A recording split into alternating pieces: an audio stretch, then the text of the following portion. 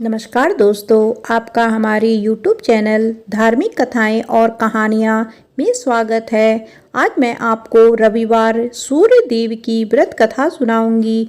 अगर आपको यह कथा अच्छी लगे तो आप वीडियो को लाइक, सब्सक्राइब और शेयर जरूर कीजिएगा।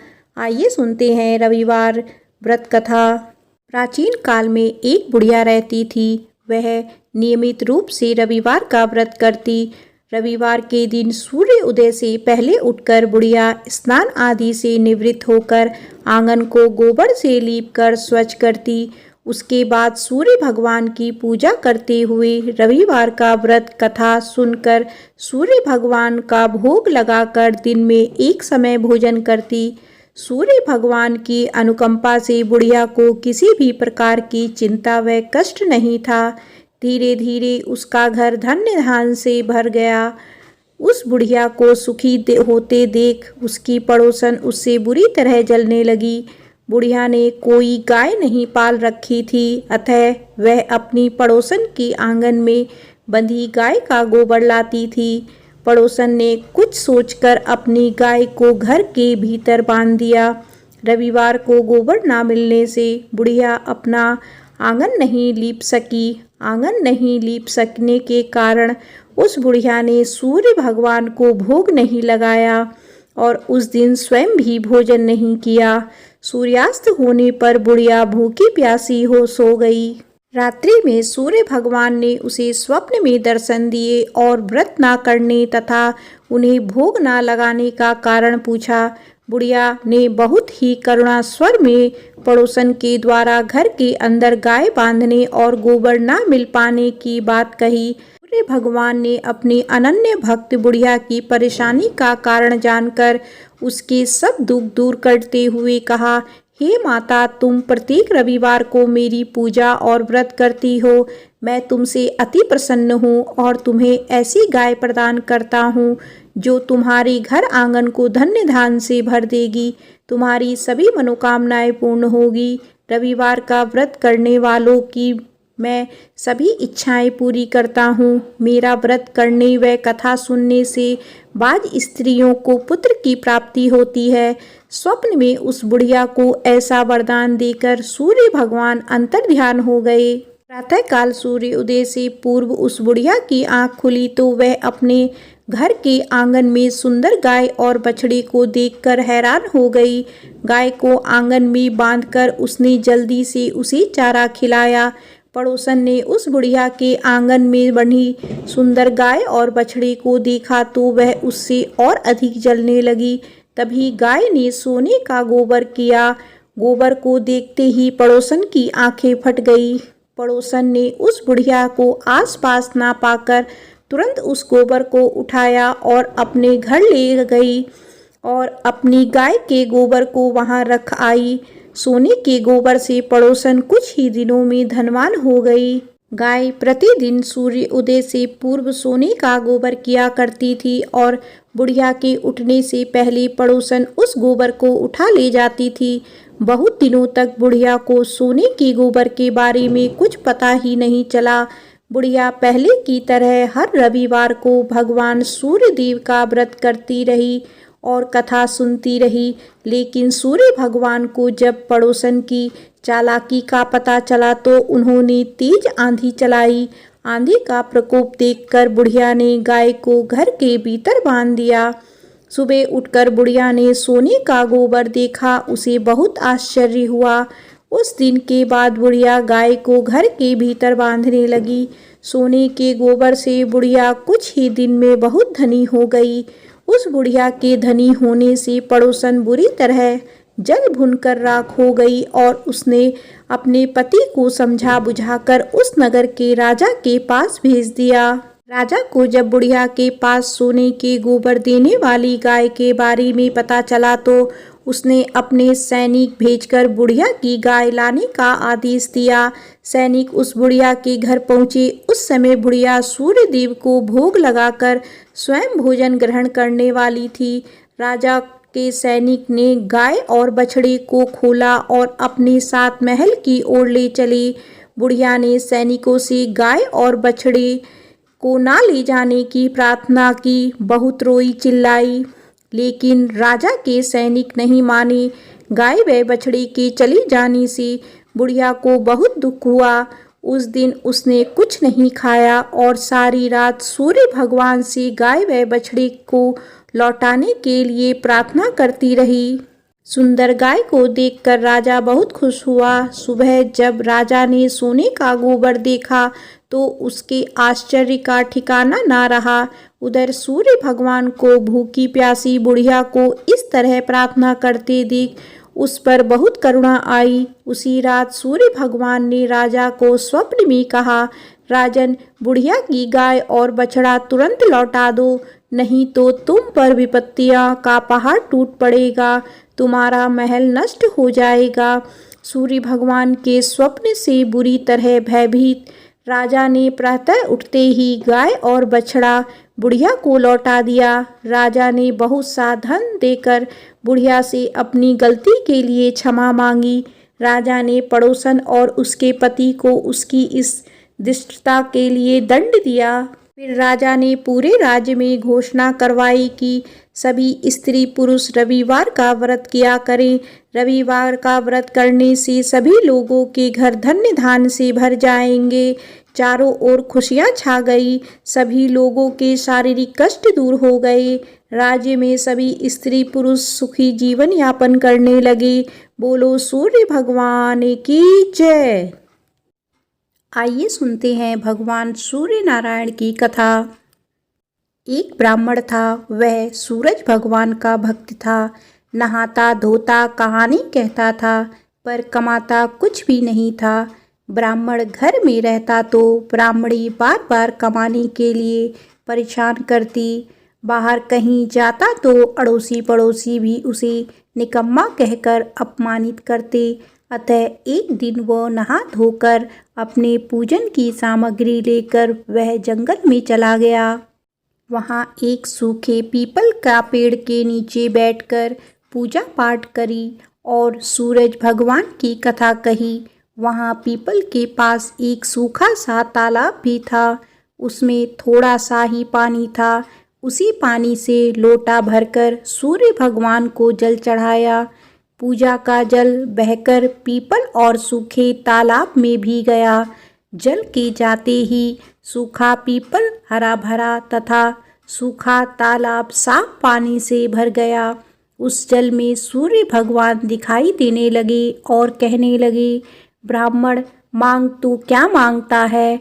ब्राह्मण ने सुना तो वो घबरा गया। सोचने लगता है पीपल में कोई भूत रहता है। रोज जब वह पूजा करता तभी आवाज आती।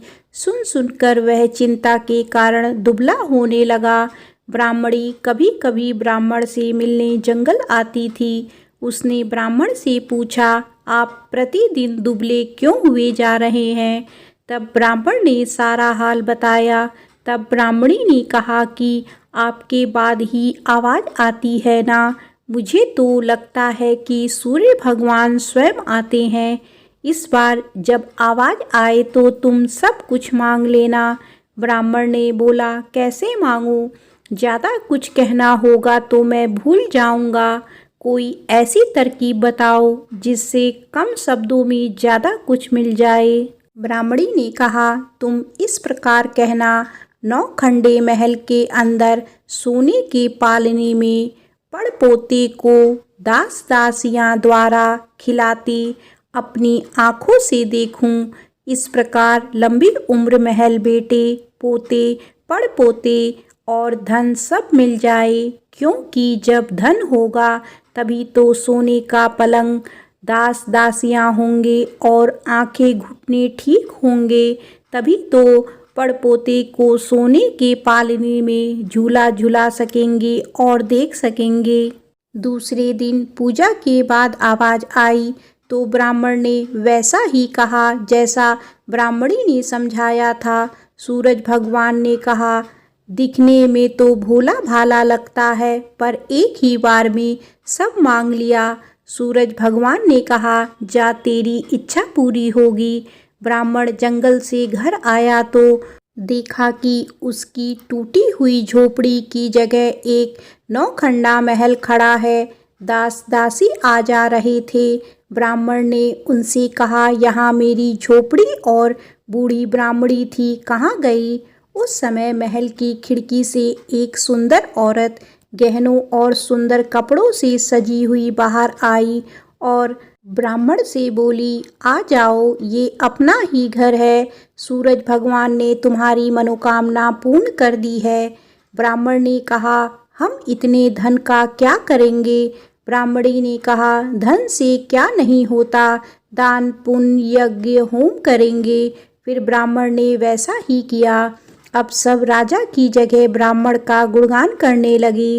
राजा ने यह सब सुनकर ब्राह्मण को बुलाया और पूछा, कल तक तो आपको खाना भी नहीं मिलता था, आज ये धन कहाँ से आ गया? कहाँ से चोरी डाका डाला? ब्राह्मण ने कहा कि यह सब तो सूर्य भगवान की कृपा है और सारी कहानी राजा को बता दी। राजा ने कहा, मेरे पुत्र नहीं है तो मुझे क्या करना चाहिए? ब्राह्मण ने राजा को सूर्य भगवान की पूजा की विधि बताई। राजा ने वैसा ही किया जो उसके पुत्र हो गया। सब लोग सूर्य भगवान की जय जय बोलने लगे। हे सूर्य भगवान, जैसा ब्राह्मण और राजा की मनोकामना पूर्ण की, वैसी सबकी करना। कहानी कहने वाले की, कहानी सुनने वालों की, सबकी मनोकामना पूर्ण करना। बोलो सूर्य भगवान की जय। आइए सुनते हैं सूरज भगवान की रोट के व्रत वाली कहानी। किसी गांव में एक माँ और उसकी बेटी दोनों सूरज जी का व्रत किया करती थी। एक बार सूरज जी के व्रत वाले दिन माँ ने बेटी से कहा, मैं पानी लेने जा रही हूँ, तू 2 रोट बना कर रख लेना, एक छोटा और एक बड़ा रोट बनाना जो हम पूरा खा सकें, क्योंकि रोट को जूठा नहीं छोड़ते। रोट के आटे में नमक मत डालना, यह अलुना होता है। माँ पानी भरने चली गई और बेटी रोट बनाने लगी। तभी सूरज भगवान एक साधु बाबा का वेश बनाकर वहाँ आए और भिक्षा मांगने लगे। लड़की ने कहा, मेरी माँ का रोट तो बन गया है, पर मेरा रोट बनेगा, उसमें से आपको दूंगी। बाबा ने कहा, जो रोट बन चुका है उसी में से दे दो, नहीं तो मैं जा रहा हूँ। लड़की ने माँ के रोट में से टुकड़ा तोड़ कर दे दिया। जब माँ वापस आई तो बहुत नाराज हुई और बोली, हे लड़की, मेरी रोटी का टुकड़ा दे दिया, मेरी रोटी मुझे साबुत दे। वह लड़की को मारने लगी। लड़की डर कर जंगल में भाग गई और एक पेड़ पर चढ़कर बैठ गई। सूरज भगवान ने सोचा, बेचारी लड़की को मेरे कारण घर से निकलना पड़ा, इसीलिए इसकी रक्षा मुझे ही करनी पड़ेगी। सूरज भगवान रोज उसके लिए चूरमे का एक लड्डू और एक लोटा पानी भेज देते थे। लड़की मज़े से खा पी लेती थी और बैठी रहती थी। एक दिन एक राजा शिकार करते हुए उधर से निकले। थकान मिटाने के लिए उसी पेड़ के नीचे आराम करने रुके। राजा ने अपने सेवकों से कहा, प्यास से जान निकली जा रही है, चुल्लू भर पानी मिल जाता तो प्राण बच जाते। पेड़ पर बैठी लड़की ने यह सुना तो उसने चुल्लू भर पानी डाल दिया। राजा ने पानी पी लिया। राजा ने कहा, अरे सेवक, आधी जान तो बच गई, एक चुल्लू पानी और मिल जाए तो आधी जान और बच जाएगी। लड़की ने फिर एक चुल्लू पानी डाल दिया। राजा ने पी लिया। राजा को आश्चर्य हुआ। उसने सेवक से कहा, ऊपर अवश्य कोई है, तू ऊपर चढ़ और देख कौन है। सेवक ऊपर चढ़ा तो उसे लड़की मिली। लड़की ने सेवक से कहा, भैया, तुम ये स्वादिष्ट लड्डू खा लो और पानी पी लो, पर राजा को मेरे बारे में मत बताना। कह देना कि ऊपर कोई नहीं है, पता नहीं राजा मेरे साथ कैसा व्यवहार करेंगे। सेवक भूख प्यास से परेशान था। उसने लड्डू खाया, पानी पिया और नीचे जाकर राजा से कह दिया कि ऊपर कोई नहीं है। राजा ने सेवक से कहा, तू ऊपर गया तब तो थका हुआ था और आया तो तरोताजा दिख रहा है। नहाया और खाया हुआ मनुष्य छिपता नहीं है। मुझे शक हो रहा है, मैं खुद ऊपर जाकर देखता हूँ। राजा पेड़ पर चढ़ा, वहाँ सुंदर सी ब्राह्मण कन्या को पाया। राजा ने कहा, डरो नहीं, तुम बहुत सुंदर हो, मेरे साथ चलो, मैं तुमसे विवाह करना चाहता हूँ। लड़की राजा के साथ चली गई। राजा ने उसके साथ विवाह कर लिया। साल भर में ही उसने एक सुंदर बालक को जन्म दिया। उसकी अन्य रानियां उसकी देवरानी, जेठानी और उसके पुत्र की सुंदरता से जलने लगी थी। सूरज भगवान का व्रत आया। लड़की रानी ने व्रत के लिए रोट बनाया। दूसरी रानियों ने राजा से कहा, तुम्हारी नई रानी को रोट बनाना नहीं आता, उसका बनाया हुआ रोट खाओगे तो आपका पेट दुखेगा, रानी खाएगी तो कुंवर का पेट दुखेगा। नई रानी ने यह सब बात सुन ली और उसने रोट को थाली के नीचे छुपा दिया और सूर्य भगवान से सहायता के लिए प्रार्थना करने लगी। राजा ने जब पूछा कि थाली के नीचे क्या है, तो उसने कहा कि मेरे गरीब पीहर से आया हुआ उपहार है। राजा ने थाली उठाई तो देखा उसके नीचे सोने का चक्र था। राजा ने कहा, वाह, गरीब पीहर वालों का ऐसा उपहार। नई रानी चुप रही।